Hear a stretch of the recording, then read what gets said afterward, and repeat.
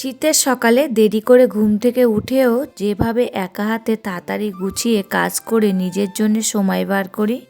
হরে কৃষ্ণ বন্ধুরা, শুভ সকাল। আমি নদিয়া জেলার পাপিয়া। আমার এই ব্লগ চ্যানেলে সকল বন্ধুদের জানাই অনেক অনেক স্বাগত, অনেক অনেক ভালোবাসা। তোমরা সবাই কেমন আছো?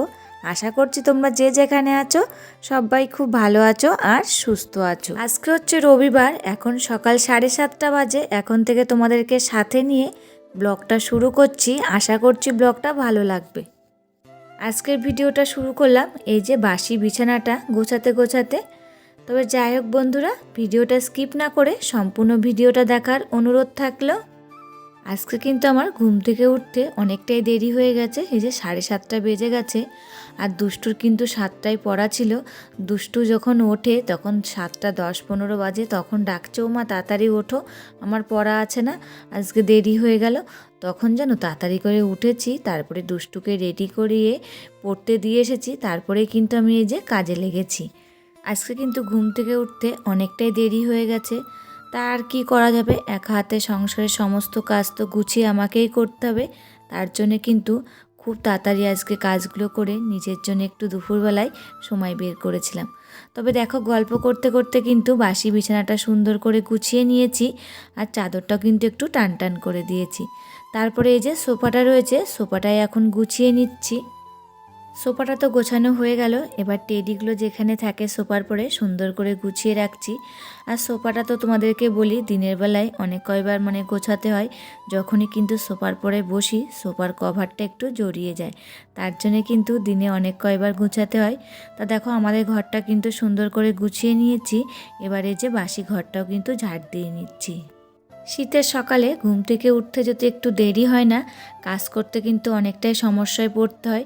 ওই যে বেলাটা ছোট থাকে, আর এখন একটু বড় হয়েছে, সেই বড়তে আর কাজ হচ্ছে না, কিন্তু সমস্ত কাজ কমপ্লিট করতে গেলে আমাদের কিন্তু খুব তাড়াতাড়ি গুছিয়ে কাজগুলো করতে হচ্ছে।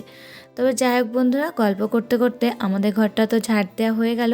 তারপরে এই যে রান্নাঘরটা আর ডাইনিংটা এখন ঝাড় দিয়ে নেব, তাহলে কিন্তু আমার বাসি ঘর সব ঝাড় দেওয়া কমপ্লিট হয়ে যাবে। আর এই যে বাবার ঘরটা তোমাদেরকে আজকে শেয়ার করলাম না, আজকে তো অনেকটাই দেরি হয়ে গেছে তার জন্যে। আর এখন কিন্তু ফাঁকা বাড়ি, বাড়িতে কেউ নেই। দুষ্টুকে তো পড়তে দিয়ে এসেছি, তারপরে তো কাজে লেগেছি। তারপরে কিন্তু বাবাও টোটো নিয়ে বেরিয়ে গেছে, আর দুষ্টুর বাবাও কিন্তু বেরিয়ে গেছে। আর এই যে ফাঁকা বাড়ি থাকলে আমার কিন্তু কাজ করতে খুব ভালো লাগে, আর কাজগুলো কিন্তু খুব তাড়াতাড়ি হয়ে যায়। এই যে আজকে ফাঁকা বাড়ি ছিল বলে কিন্তু আমি কাজগুলো খুব তাড়াতাড়ি করে নিতে পেরেছি। দেরি হয়েছে তাই কি হয়েছে, ঘুম থেকে উঠতে তাও কিন্তু তাড়াতাড়ি একা হাতে সমস্ত কাজ গুছিয়ে করে নিজের জন্য কিন্তু দুপুরবেলা একটু সময় বার করে গেছিলাম একটা জায়গায়।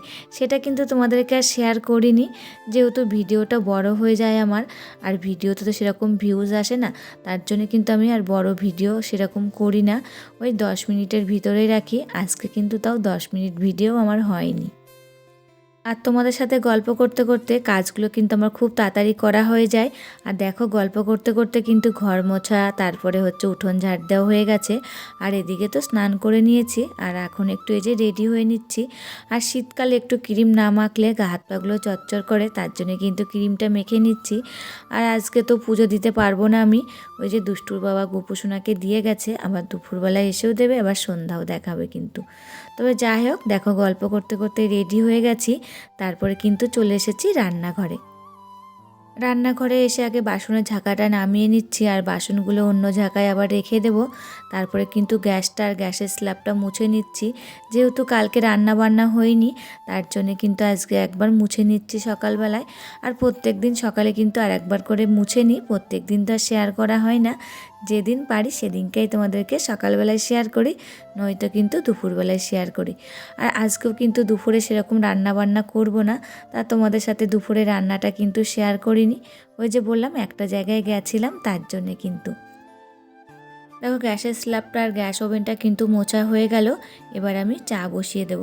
তার আগে 1 গ্লাস গরম জল নিয়ে নিয়েছি আর ওই জলের মধ্যে কিন্তু চা বসিয়ে দেব। আর এই যে চা বানাতে বানাতে দুষ্টু কিন্তু চলে এসেছিল। তা চা খাওয়া হয়ে গেছে, তারপরে দুষ্টু বললো মা আমি ডিম পাউরুটি খাবো। তা দেখো দুষ্টুর জন্য এখন ডিম পাউরুটি বানাচ্ছি আমি। তারপরে ও বলে কি আমি বানাবো, তুমি পারবা না ভালো।